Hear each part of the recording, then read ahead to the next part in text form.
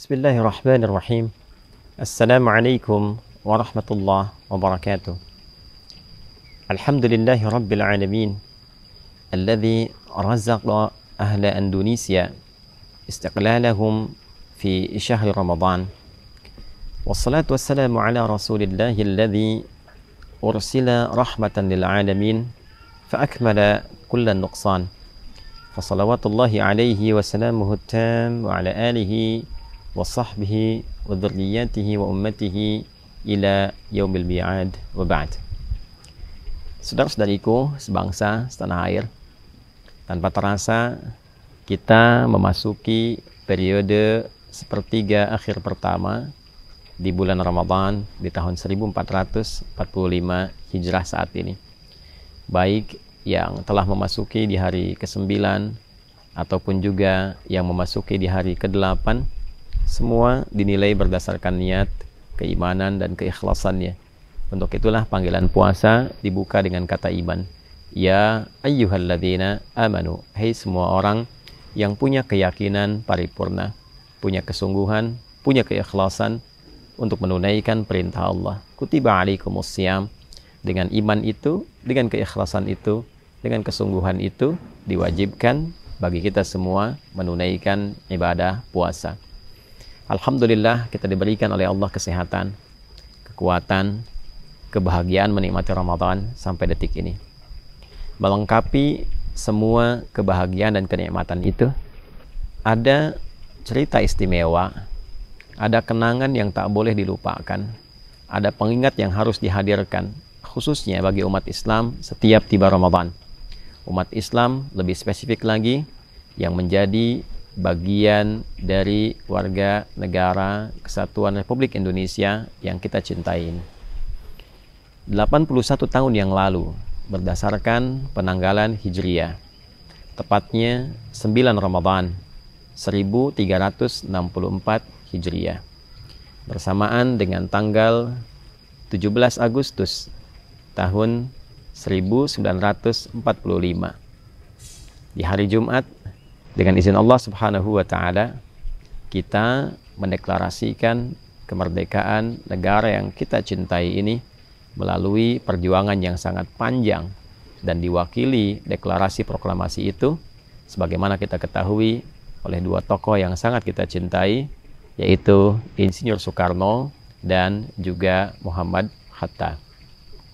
Di balik itu semua, ada banyak hal yang tentunya penting kita renungkan, bahwa naskah proklamasi itu disusun dengan perjuangan yang tidak biasa, bahkan melewati malam-malam yang bukan hanya sunyi, tapi riuh dengan semangat menggelora untuk mencapai kemerdekaan, dengan rahmat Allah, dengan berkah Allah, dan memang keberkahan itu melekat di bulan suci yang penuh dengan berkah, yaitu Ramadan. Kesaksian orang-orang yang hadir di sekitarnya dan menceritakan pada kita, sehingga sampai beritanya saat ini dan bisa kita akses dalam setiap ruang-ruang yang tersaji. Selesailah itu kurang lebih pada pukul 3 menjelang makan sahur di kediaman Laksamana Muda Maeda, yang memperkenankan kediamannya untuk dijadikan sebagai tempat rumusan bagi sekelompok tokoh-tokoh bangsa. Insinyur Soekarno, Muhammad Hatta, kita dapati juga Sayuti Melik, kemudian juga kita dapati beberapa tokoh-tokoh perwakilan muda yang ada di sekitaran Jakarta. Pun demikian, beberapa wartawan juga hadir, termasuk di dalamnya ada BM Dia Burhanuddin Muhammadiyah, kelahiran 7 April, yang juga hadir pada masa itu membersamai peristiwa dimaksud. Yang paling menarik yang ingin saya sampaikan adalah semua apa yang diraih dari kemerdekaan ini adalah hasil perjuangan yang tulus, ikhlas, mengharapkan rahmat Allah yang Maha Kuasa, mengharapkan berkah Allah yang Maha Kuasa, diiringi perjuangan yang menghadirkan keringat, darah, bahkan air mata. Kita mendapati semua kebahagiaan, kenikmatan, kebanggaan, dan kedamaian dalam berkehidupan berbangsa, bernegara, dengan proses yang tidak mudah. Sampai itu dideklarasikan. Dan di antara deklarasi yang paling penting adalah kesadaran sepenuhnya bahwa nikmat kemerdekaan ini diraih pada bulan yang penuh berkah atas rahmat Allah berdasarkan keinginan yang sangat luhur, atas berkat rahmat Allah yang Maha Kuasa, dan dengan didorongkan oleh keinginan luhur. Itu yang tercantum dalam preambul Undang-Undang Dasar 1945 itu. Walaupun deklarasi, proklamasi disampaikan dalam tempo yang sesingkat-singkatnya, tapi itulah awal yang bukan hanya menjadikan kelahiran Negara Kesatuan Republik Indonesia dalam kemerdekaannya, tapi itu pula yang akan mengguncang dunia dengan nilai-nilai perjuangan yang bukan hanya dikenang, tapi sepantasnya dihormati, dihargai, diteruskan oleh anak cucu, putra-putri bangsa ini. Saudara-saudariku, genap dari peristiwa itu, jika hitung dari 1945, maka kita dapati 79 tahun kita telah merdeka sampai dengan tahun 2024 ini setidaknya menjelang bulan Agustus. Jika sampai pada bulan Hijriah, tepat 81 tahun di hari ini kita mendapatkan kemerdekaan kita. Pertanyaan terbesarnya adalah, dari perjalanan yang begitu besar itu, yang didasari oleh pengorbanan yang tidak mudah, pengorbanan orang tua kita, yang sebagian mereka wafat dalam keadaan yang tidak biasa. Tapi kami yakin semuanya wafat dalam keadaan terhormat, walaupun sebagian mereka di bumi hanguskan oleh penjajah. Ada yang dihabiskan di lingkungan pedesaan, tak sanggup memilih kata-kata yang kiranya tidak pantas untuk dihadirkan demi kehormatan mereka.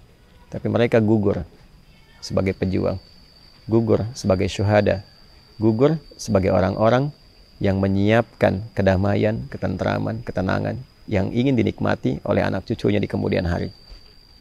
Pertanyaan terbesarnya, sampai detik ini, berapa di antara kita yang merenungi semua perjuangan itu untuk menjadikannya sebagai pondasi kita melangkah demi membangun negeri yang telah dilahirkan ini, demi menjaga kedamaian dan keamanan yang telah ditegakkan ini, demi memakmurkan dan menghadirkan cita-cita terbaik dari orang tua kita yang telah berjuang sejak dulu itu.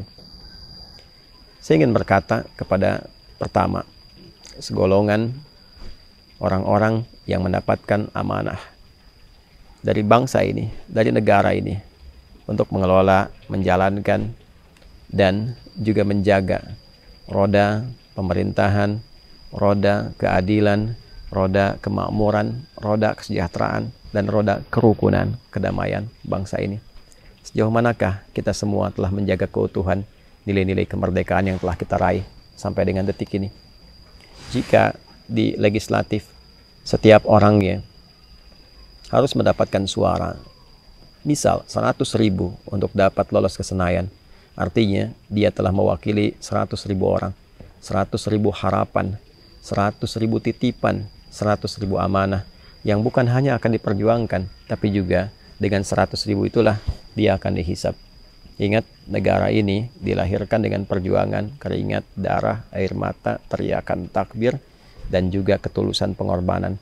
Maka setiap perwakilan dari rakyat kita yang menitipkan aspirasinya, yang menitipkan harapan dan amanahnya, itu semua bukan hanya sekedar amanah yang harus diwujudkan, tapi satu saat, satu orang, setiap anggota dewan akan menerima hisab dari Allah di hari kiamat dari 100.000 orang yang menjadi bagian dari suara yang meloloskan ia ke Senayan itu. Pun demikian, di eksekutif, kalaupun hadir dalam pucuk pimpinan sebagai presiden, ataupun sebagai wakil presiden, ataupun sebagai menteri, ataupun sebagai bagian-bagian sampai ke bawahnya, gubernurkah, ataukah ke bawahnya bupatikah, sampai ke camatkah, lurahkah, dan turunan yang lainnya, maka setiap tempat yang dipijak itu ia mewakili harapan, aspirasi, amanat, sekaligus juga hisab yang akan dihadapkan pada Allah di hari kemudian. Pun demikian dengan masyarakat, dengan rakyat. Kita yang saat ini merasa bahagia, merasa tenang berpijak di negeri ini, kita pun dihisab. Salah satunya hisab menjaga negeri ini, mencintai negara ini yang telah dihadirkan dengan penuh perjuangan yang tidak biasa. Adakah di antara kita yang berusaha berkontribusi membangun negeri kita sebagai amanah yang Allah telah tetapkan kepada kita sebagai bagian dari warga dan negara bangsa ini? Ingat, amanat pertama Adam adalah menjadi pemakmur, menjadi penyukses, pembangun di tempat yang dipijak. inni ja'ilun fil ardi khalifah. Dan negeri yang kita pijak, tempat yang kita pijak adalah Indonesia. Inilah amanah Allah untuk kita semua yang diberikan sebagai keberkahan atas rahmatnya, atas berkat rahmat Allah yang Maha Kuasa. Maka dengan itu saya mengajak pada kita semua, mari kita berevaluasi diri, merenung sejenak. Saya mengajak kepada semua kalangan masyarakat, saya mengajak pada semua kalangan pejabat untuk kita bersatu, membangun kedamaian yang diawali dengan taubat nasional. Mari kita bertobat, memperbaiki diri. Tidak harus alergi dengan kalimat taubat, tidak harus mengakui bahwa kita memang keliru, tapi akan lebih bagus bila kita mencoba menyadari untuk berevaluasi di semua kalangan. Mari bersama-sama saling mendoakan, menjadi orang baik.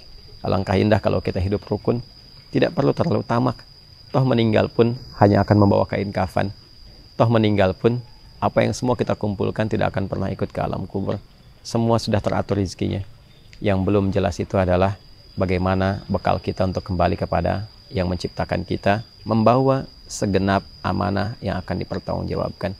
Sebagai rakyat, sebagai pejabat, siapapun kita, termasuk para ulama, para ustadz, mari kita sekali lagi memohon ampunan kepada Allah, bertobat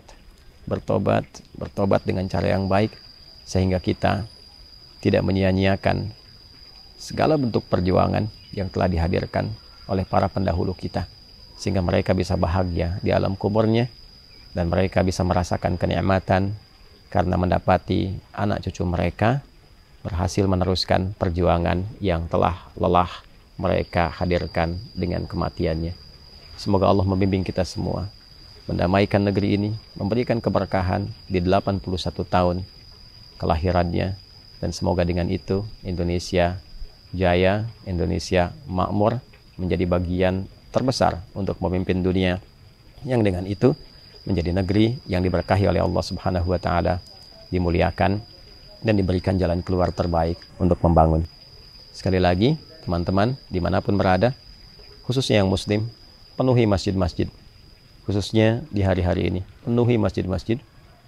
Mohonlah kebaikan kepada Allah untuk negeri ini, supaya Allah menyatukan kita dalam kebaikan, memberi hidayah kepada para pemimpin kita, memberi hidayah kepada kalangan elit kita, untuk meringankan hisab mereka di akhirat kelak, supaya semua kita, baik rakyat seluruhnya, kalangan elit, satu dengan yang lainnya, berkumpullah semua, bercengkrama di masjid, nikmati nikmat kemerdekaan dengan memohon ampunan kepada Allah dan memohon hidayah supaya dibimbing membangun negeri ini bersama-sama dengan penuh kedamaian dan semangat, agar kelak kita bisa bergandengan tangan menuju rahmat Allah, memohon ridhonya supaya Allah berkenan meringankan hisab kita di akhirat kelak. Para ulama dimanapun, kiai, habaib, para ustadz, mari kita menjadi pencerah yang saling mengingatkan, mencontohkan untuk berkasih sayang, menjauhi berbagai hal yang tidak produktif, saling menguatkan, dan mari kita bimbing negeri ini untuk menjadi negeri yang diberkahi oleh Allah Subhanahu wa Ta'ala. Allahumma rabbana atina fid dunya hasanah, fil akhirati hasanah wa qina adzabannar. Allahumma barik biladana ya arhamar rahimin Indonesia, waj'alha baldatan thayyibatan wa anta tardaha. Ya Allah, mohon berkahi negeri kami Indonesia ini ya Allah, dan jadikan Indonesia negeri yang Kau sayangi, negeri yang Kau berkahi, negeri yang Kau ridai, dan jauhkan di negeri ini setiap tapaknya dari perbuatan-perbuatan yang tidak Engkau sukai. Allahumma hdi umara'ana waj'alhum udala liyakhaffif hisabahum yawmal qiyamah ya arhamar rahim. Ya Allah, berikan hidayah dengan rahmat-Mu kepada para pemimpin kami di semua level bangsa ini ya Allah. Berikan petunjuk yang membuat mereka berkeadilan dalam menunaikan tugas dan amanah kepemimpinan mereka, yang meringankan ya Allah, meringankan ya Allah hisab mereka di akhirat kelak. Allahumma hdi ya Allah ulama'ana waj'alhum mukhlashina lakad-din. Ya Allah, berikan hidayah, petunjuk pada para ulama kami. Jaga para ulama kami ya Allah agar ikhlas dalam berdakwah, menjadi pencerah untuk umat. Wa alif baina qulubina wa wahidna ya Allah fi ta'atik wa jannibna minat tafraqah. Ya Allah, lembutkan hati anak bangsa ini dimanapun untuk bersatu dalam kebaikan. Jauhkan kami dari perpecahan ya Allah. Berikan kami kekuatan semangat untuk membangun bangsa ini dalam kemuliaan. Rabbana bifadlika subhana rabbika rabbil izzati amma yasifun, wassalamun alal mursalin, walhamdulillahi rabbil alamin. Dirgahayu Indonesia yang ke-81, dirgahayu untuk semuanya, dan semoga kita diberikan kekuatan untuk selalu menjadikan negeri ini negeri yang kita cintai dengan kerja nyata, dengan keikhlasan, kemakmuran sebagai ibadah pada Allah Subhanahu wa taala. Adi Hidayat Mira. Assalamualaikum warahmatullahi wabarakatuh.